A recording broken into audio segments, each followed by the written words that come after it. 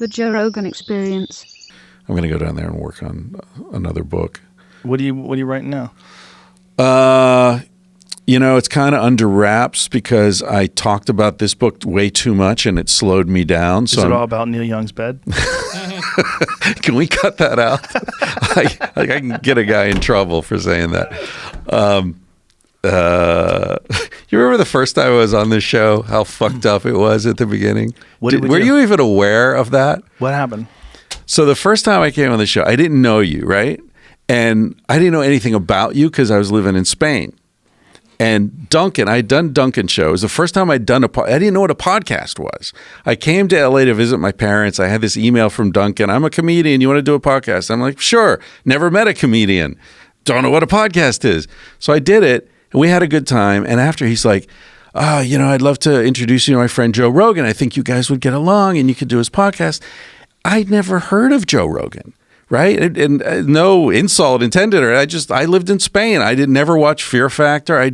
Your whole thing was happening over here. I didn't know about it. And then I went back to Spain. I was like, okay, Duncan's friend Joe does this podcast in his living room the way Duncan does, I assumed, right? And I went back to Spain and I was talking to my buddy Voodoo, who's a tattoo artist.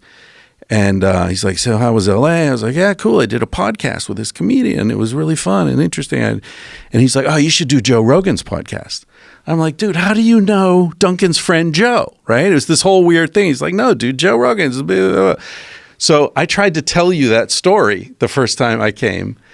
And the point of the story is I'm an idiot. I don't know what's going on, right? I'm oblivious. But we got to the point where I said I didn't know you.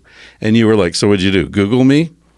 And I was like, well, not really. And then we had to do a sound check, or you had to do an ad or something. And the story got interrupted.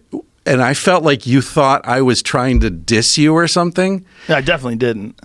Yeah. Well, I was paranoid. Then you lit up a joint. And you passed the joint around. Paranoia. And I'm like, fuck, if I don't hit this joint, then I'm confirmed asshole here.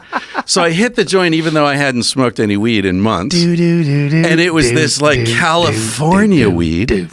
I'm holding, literally, I remember, I'm holding the bottom of my chair, trying not to fall out of the chair. And we start talking, and I'm telling the story about a dude that I'd met on an airplane. And he was super into Sex at Dawn, and then we were going to do a movie together and whatever. And then his wife like took the book away from him. Yeah. Do you remember all that? Yeah.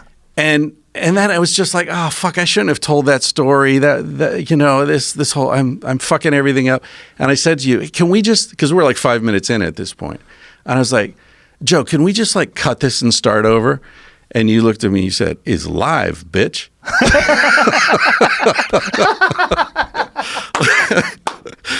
You don't remember any of that? I do now. Yeah, I do now. Oh man, I knew the guy. Yeah, exactly. Yeah. And you were like, say his name, and then I said his name. You're like, no, he's a friend of mine, and I was like, oh shit, I should have said his name and the whole thing.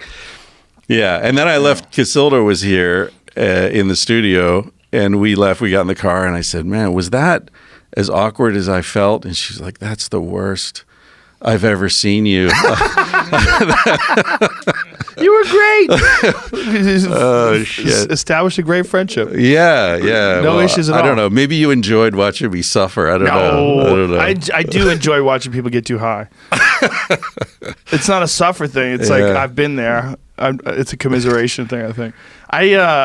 One of the things about these sober October things is you realize like there's so many things that are so much easier when you're not high.